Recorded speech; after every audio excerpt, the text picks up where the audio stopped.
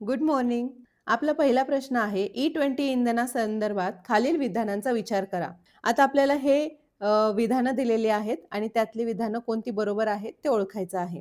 E20 म्हणजे 20% ethanol आणि 80% पेट्रोलचे मिश्रण होय. यामुळे कार्बन मोनॉक्साईड उत्सर्जन कमी होते. यामुळे कच्च्या तेलाची आयात वाढते. आता E20 म्हणजेच 20% इथेनॉल आणि 80% पेट्रोलचं मिश्रण होय. हे बरोबर आहे. यामुळे कार्बन मोनॉक्साईडचे उत्सर्जन कमी होते. हे सुद्धा बरोबर आहे. यामुळे कच्च्या तेलाची आयात वाढते. हे चुकीचं आहे. म्हणून आपलं उत्तर आलं 1 आणि 2. आता E20 म्हणजे काय? की इथेनॉल हे 20% पेट्रोलमध्ये मिश्रित करायचं. असं सरकारनी बायोफ्युएलची राष्ट्रीय धोरण होतं. तर ते 2018 साली लागू झालं. त्याच्यामध्ये होतं की 2030 पर्यंत 20% पेट्रोलमध्ये इथेनॉल मिक्स करायचं होतं. डेडलाईन दिली होती.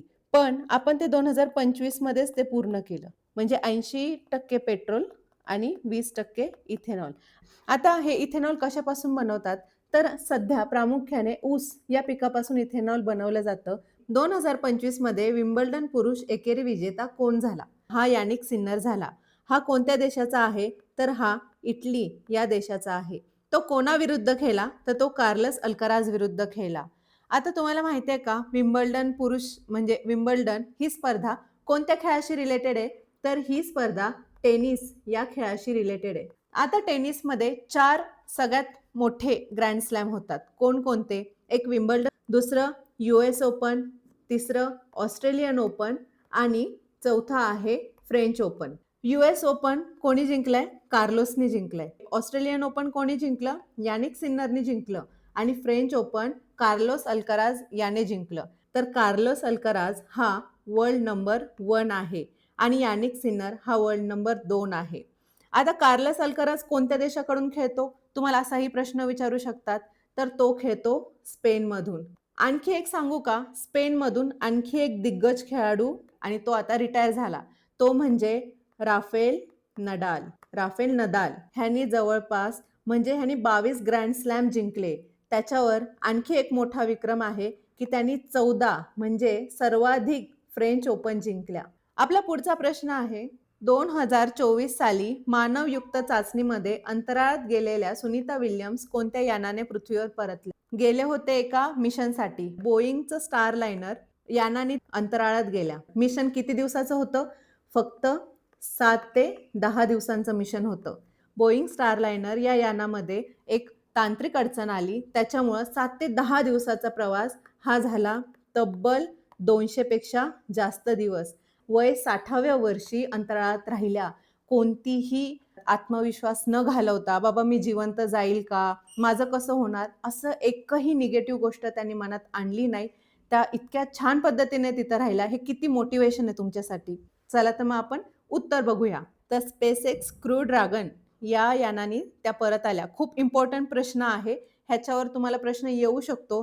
कारण ते 8-10 दिवस कुठं आणि 200 दिवस कुठं, बरोबर? ते इतके दिवस तिथे राहिल्या आणि हे खूप मोठं चॅलेंज आहे अंतराळात राहणं. आता आपण पुढचा प्रश्न बघूया. शौर्य पुरस्कार, अशोक चक्र मिळवणारी भारताची पहिली महिला कोण आहे? शौर्य पुरस्कार किंवा वेगवेगळ्या पुरस्कारांवर प्रश्न येऊ शकतात. त्यामुळे मी हा एक प्रश्न घेतला. आता अशोक चक्र मिळवणारी पहिली भारतीय कोण आहे? नीरजा भनोट. ही कोण होती? तर ही एअर होस्टेस होती. एक युरोपमधून जाणारं विमान कराचीला थांबलं होतं आणि तेव्हा ते विमान हायजॅक झालं. तेव्हा तिने धाडसी वृत्तीने प्रवाशांना सुखरूप बाहेर काढलं, पण ती स्वतःच्या प्राणाला मुकली. तिच्या ह्या शौर्याला सगळ्यात समोर एक नवीन ओळख देण्यासाठी तिला काय मिळालं? अशोक चक्र मिळालं आणि हे तिला मरणोत्तर अशोक चक्र मिळालेलं आहे. ते कोणत्या साली मिळालं? तर ते 1987 साली तिला अशोक चक्र मिळालं. आता तुम्हाला असा प्रश्न विचारू शकतात की सगळ्यात पहिला अशोक चक्र कोणाला मिळालं? तर सगळ्यात पहिलं अशोक चक्र हवालदार बचित्तर सिंग बचित्तर सिंग यांना पहिलं अशोक चक्र मिळालं आणि ते किती साली मिळालं? तर 1952 साली मिळालं. तुम्हाला कोणताही प्रश्न विचारू शकतात. सध्याचा अशोक चक्र पुरस्कार कोणाला मिळाला? असाही प्रश्न विचारू शकतात. आता आपला पुढचा प्रश्न आहे जीएसटी सेवा कराशी संबंधित घटना दुरुस्ती कोणती आहे? तर जीएसटी सेवा कराशी 151वी घटना दुरुस्ती आहे आणि जीएसटी कधीपासून अस्तित्वात आलं? तर जीएसटी हे 1 जुलै 2017 पासून अस्तित्वात आलं. हा खूप इम्पॉर्टंट प्रश्न आहे कारण जीएसटीचे अगोदर 4 स्लॅब होते. कोणते? 5, 12, 18 आणि 28% हे स्लॅब होते. पण सध्या याच्यामधले 12% आणि 28% काढून टाकले आणि आता फक्त 2च स्लॅब ठेवले. 5% आणि 18%. आता हे आणखी महत्वाचं का ठरतं? सध्या जीएसटी उत्सव 2.0 हा सुरू झालेला आहे. तुम्हाला असा प्रश्न विचारू शकतात, जीएसटीच्या बद्दल जे रिफॉर्म झाले, तर त्याला काय नाव दिलं गेलं वगैरे असे प्रश्न विचारू शकतात. आणि आणखी एक महत्वाची गोष्ट, जे तंबाखूयुक्त किंवा जे साखर मिश्रित शीतपेय वगैरे आहे, फास्ट फूड आहे, म्हणजे बर्गर आणि पिझ्झा वगैरे ह्याच्यावर 40% टॅक्स लावण्यात आलेला आहे. हे महत्वाच्या गोष्टी होत्या. आता ह्याच्या रिगार्डिंग तुम्हाला आणखी 5-6 प्रश्न बनवायचे आहेत. ठीक आहे? वळूया पुढच्या प्रश्नाकडे. आवाजाची तीव्रता मोजण्याचे एकक कोणते आहे? डेसिबल. आवाजाची तीव्रता ही डेसिबलमध्ये मोजली जाते. मग मी तुम्हाला असा प्रश्न विचारते, की हर्ट्झ कशाचे काय मोजण्याचं युनिट आहे? तुम्ही रेडिओ ऐकत असाल तर तुम्हाला म्हणतात ना 93.5 किलोहर्ट्झ, 98.1 किलोहर्ट्झ. हे कशाची आहे? तर वारंवारिता, फ्रिक्वेन्सी मोजण्याचं युनिट आहे. व्होल्ट हे कशाशी रिलेटेड आहे? तर हे विजेची जी तीव्रता आहे, विजेची तीव्रता मोजण्याचे युनिट आहे. आणि वॅट हे कशाची आहे? पॉवर मोजण्याचे युनिट आहे. ठीक आहे? अशा पद्धतीने तुम्हाला अभ्यास करायचा आहे. भारतीय प्रतिभूती सेबी याचे सध्याचे अध्यक्ष कोण आहेत? आता सेबीचे सध्याचे अध्यक्ष हे श्री तुहिन कांता पांडे आहेत. यांनी मधावीपुरी बुच हिला रिप्लेस केलं. आता मधावीपुरी बुच ह्या पहिल्या सेबीच्या महिला अध्यक्ष होत्या. आपला पुढचा प्रश्न आहे, होट्टल मंदिर हे कोणत्या प्रकारचे वास्तुशिल्प शैली आहे? होट्टल मंदिर हे हेमाडपंथी प्रकारचे वास्तुशिल्प शैली आहे. मी जेव्हा ट्रेनिंगमध्ये होते तेव्हा माझा नांदेडच्या देगलूरमध्ये माझा बंदोबस्त लागलेला. तेव्हा आम्ही ह्या मंदिराला भेट दिली होती. आम्हाला इतकं सुंदर मंदिर आहे. आता हा प्रश्न का इम्पॉर्टंट ठरतो? तर जे राजवटीत हे जे बनतात, मंदिरं कोणती झाली वगैरे असा प्रश्न विचारतात तुम्हाला. त्याच्या दृष्टीने हा प्रश्न महत्वाचा आहे. आता हेमाडपंथी हे चालुक्य राजवटीत बांधलेलं मंदिर आहे आणि हे शिवाचं मंदिर आहे. चला पुढचा प्रश्न बघूया आपण. लॉर्ड रिपन यांना स्थानिक स्वराज्य संस्थांचा जनक असे का म्हटले जाते? तर लॉर्ड रिपन यांना स्थानिक स्वराज्य संस्थांचा जनक म्हणतात कारण त्यांनी स्थानिक प्रशासकीय मंडळांना अधिक अधिकार दिले म्हणून. आता लॉर्ड रिपन याने शिक्षण सुधारणावर भर देण्यासाठी एक हंटर कमिशन नेमली. असा पण प्रश्न विचारू शकतात. ठीक. आता पुढचा प्रश्न बघूया आपण. 73वी घटना दुरुस्ती कशाशी संबंधित आहे? 73वी घटना दुरुस्ती ही पंचायत राज संस्थेशी संबंधित आहे. म्हणजेच काय, की ग्रामीण स्थानिक स्वराज्य संस्थेची रिलेटेड आहे आणि नगरपालिका ही 74वी घटना दुरुस्ती आहे. ह्याच्यामध्ये काय की शहरी स्थानिक स्वराज्य संस्थेशी ही रिलेटेड आहे. आता स्थानिक स्वराज्य संस्थांच्या निवडणुका आहेत, त्यामुळे हा प्रश्न इम्पॉर्टंट ठरतो. आता पुढचा प्रश्न बघूया आपण. अणुसंरचनेतील मूलभूत कणांची म्हणजेच इलेक्ट्रॉन, प्रोटॉन, न्यूट्रॉन ही संकल्पना कोणत्या वैज्ञानिकांनी विकसित केली? ह्या फोटोमध्ये तुम्ही बघू शकता. थॉमसन, रुदरफोर्ड आणि बोहर यांनी ही जे इलेक्ट्रॉन, न्यूट्रॉन, प्रोटॉन ही जी संकल्पना आहे ती विकसित केलेली आहे. आता ह्याच्याच रिलेटेड तुम्ही वेगवेगळे बघू शकता. डार्विनचा सिद्धांत, डाल्टन थिअरी वगैरे हे जे सोपे सोपे प्रश्न आहेत ना, ते एकदा तुम्ही बघून घ्या की कोणत्या वैज्ञानिकांनी काय शोध लावला, कोणत्या वैज्ञानिकांनी कोणती संरचना किंवा कोणती संकल्पना दिली. ठीक आहे? आता आपला पुढचा प्रश्न आहे, न्यायमूर्ती सूर्यकांत हे कितवे भारताचे मुख्य न्यायाधीश असतील? सध्याचे 52वे मुख्य न्यायाधीश कोण आहेत? तर भूषण गवई यांनी न्यायमूर्ती सूर्यकांत यांच्या नावाची शिफारस राष्ट्रपतींकडे केली. आता मुख्य न्यायाधीश ज्या असतात त्यांची निवड कोलेजियम पद्धतीने होते आणि त्यांची अपॉइंटमेंट म्हणजे त्यांची नियुक्ती हे राष्ट्रपती करतात. आता आणखी एक 124(2) याच्या अंतर्गत चीफ जस्टिस ऑफ इंडिया यांची नियुक्ती होते आणि 124 अंतर्गत सर्वोच्च न्यायालयाची स्थापना झालेली आहे. हे BNS कलम 335 हे कशाशी संबंधित आहे? BNS म्हणजेच भारतीय न्याय संहिता. तर 335 कलम हे खोटे दस्तऐवज तयार करणे याच्याशी संबंधित आहे. तुम्ही जर ऑप्शन पाहिले तर तुम्हाला सगळे सारखे वाटतील, पण एका शब्दांनी पूर्ण कायदा बदलतो. हे तुम्हाला जेव्हा तुम्ही PTC मध्ये जाल ट्रेनिंगला तेव्हा तुम्हाला कळेल. आता BNS हे कलम कोणाच्या बदली आलंय? तर IPCच्या बदली आलंय. कधी IPC 1860च्या बदली BNS हे कलम आलं आणि ते 1 जुलै 2024 पासून संपूर्ण भारतात. आपला पुढचा प्रश्न आहे, 25 मजूर रोज 8 तास काम करून 16 दिवसात 400 खुर्च्या बनवतात, तर 40 मजूर रोज 6 तास काम करून 10 दिवसात किती खुर्च्या बनवतील? एकदम सोपा प्रश्न आहे आणि किती सोपा आहे ते मी तुम्हाला आता दाखवते आणि परीक्षेला असेच प्रश्न येतात.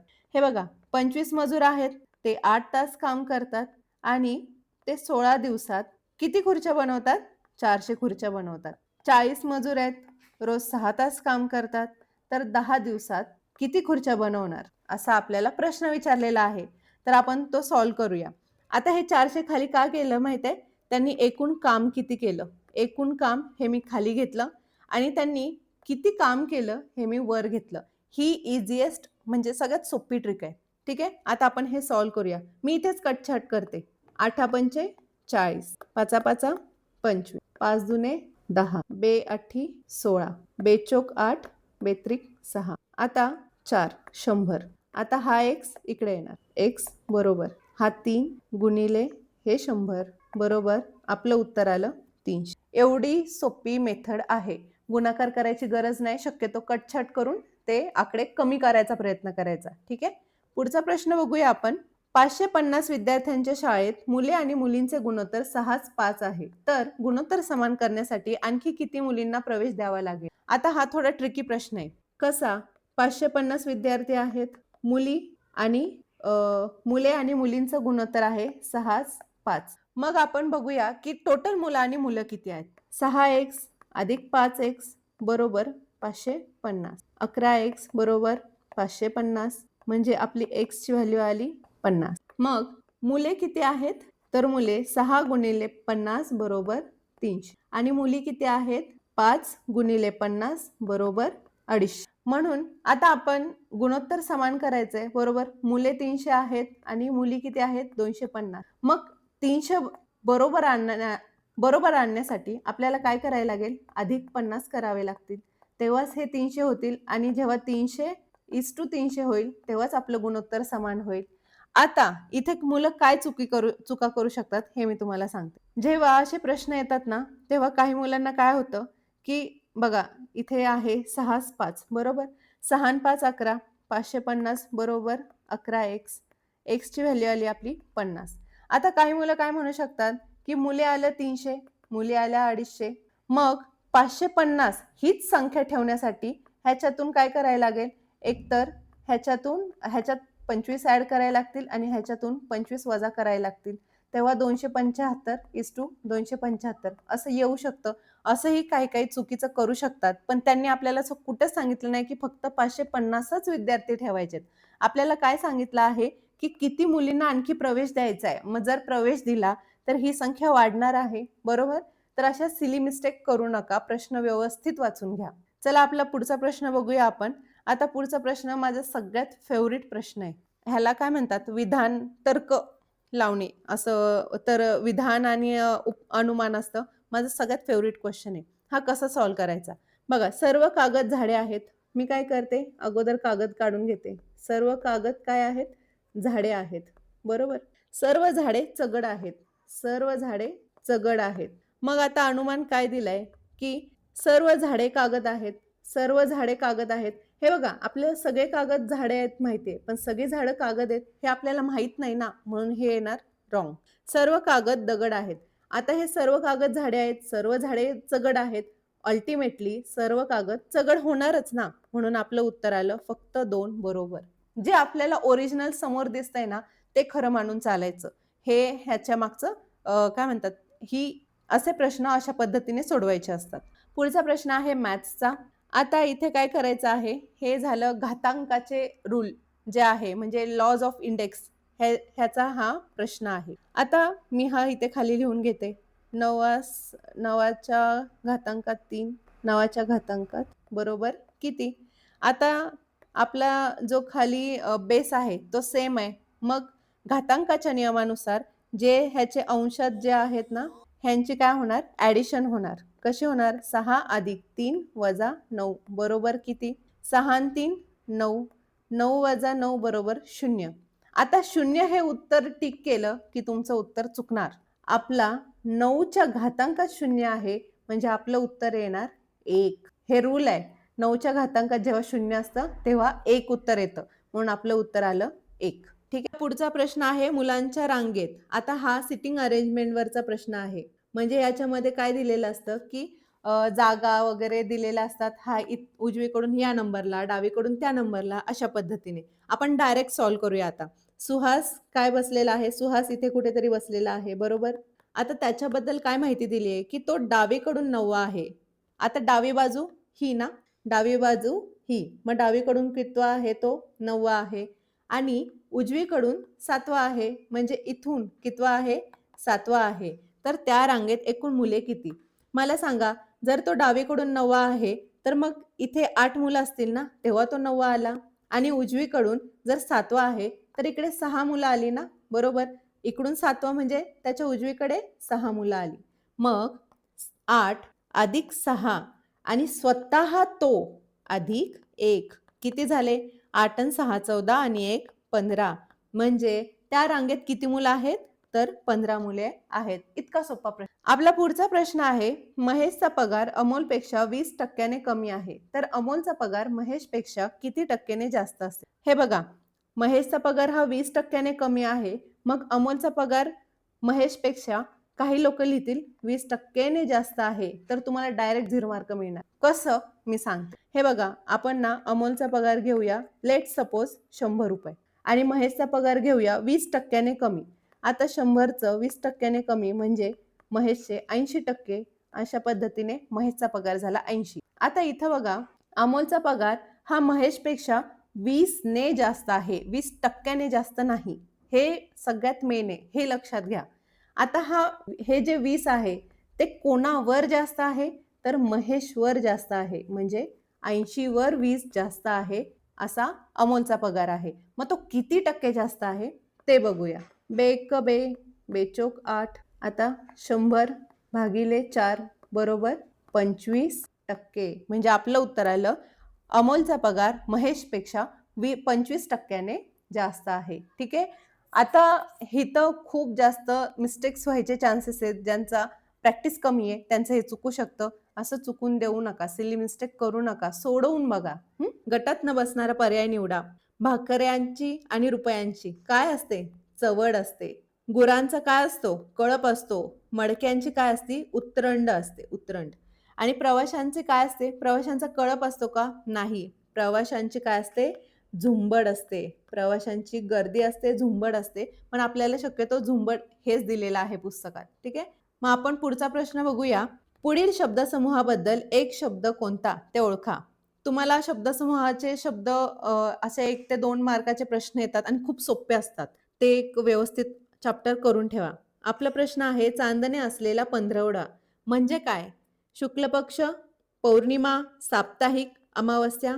तर चांदणे असलेला पंधरवडा हा शुक्ल पक्ष म्हणून ओळखला जातो. पुढचा प्रश्न बघूया आपण. एका पिसाने मोर होणे होत नाही या म्हणीचा अर्थ काय? आता तुम्हाला म्हणीचे अर्थ देतात किंवा गटात न बसणारी म्हण ओळखायची असते किंवा एखादी रिकामी जागा देतात आणि तिथे म्हण कोणती बसेल असे पण प्रश्न विचारतात.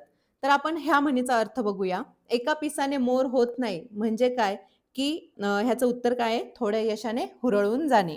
आता पुढचा प्रश्न बघूया आपण. विरुद्धार्थी शब्द ओळखायचा आहे. विरुद्धार्थी, समानार्थी, आणखी एका समूहवाचक शब्द वगैरे असे येतात आणि ते खूप सोपे असतात. आता आपण चोराचा विरुद्धार्थी शब्द बघूया. संग, साव, सृष्ट, धवल. चोराचा विरुद्धार्थी शब्द आहे साव. मग संग हा कोणाचा विरुद्धार्थी शब्द आहे? तर तो आहे असंगचा विरुद्धार्थी शब्द. सावचा चोर, सृष्ट, दुष्ट किंवा दृष्ट असतात. त्याचा विरुद्धार्थी काय? सृष्ट. आणि कृष्णाचा विरुद्धार्थी आहे धवल. ठीक आहे. अडाणीवरचा शंख या शब्दाचा योग्य अर्थ निवडा. अडाणीवरचा शंख म्हणजे उच्च पदावरील अपात्र व्यक्ती. आता सध्या तो सरकारचा पाहुणचार घेत आहे म्हणजे तो तुरुंगात आहे आणि मार खातोय. ह्याचा अलंकार आहे पर्यायोक्ती. अन्ययोक्ती म्हणजे काय? की लेकी बोले सुने लागे. म्हणजे बोलायचं एकाला पण आपण बोलतो दुसऱ्याला.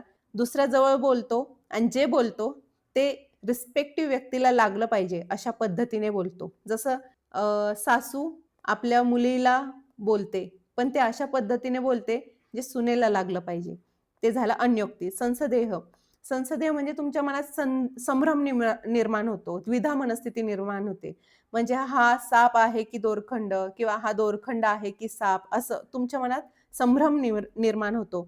आता पुढचं आहे व्याजोक्ती. यालाच व्याजस्तुती असे म्हणतात. म्हणजे काय की तोंडावर गोड बोलणं आणि मनातून निंदा करणं किंवा तोंडावर निंदा करणं आणि मनातून गोड राहणं, असं ह्याचा अर्थ आहे व्याजस्तुती. चला पुढचा प्रश्न बघूया आपण.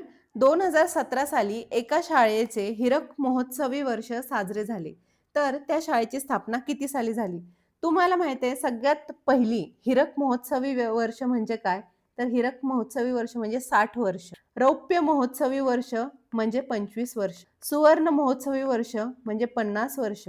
अमृत महोत्सव वर्ष म्हणजे 75 वर्ष आणि शताब्दी म्हणजे 100 वर्ष. ह्या गोष्टी माहीत असणं गरजेचं आहे. कारण तुम्हाला काय अशा शब्दात प्रश्न विचारले जातात. आता आपण हा प्रश्न सॉल्व्ह करूया.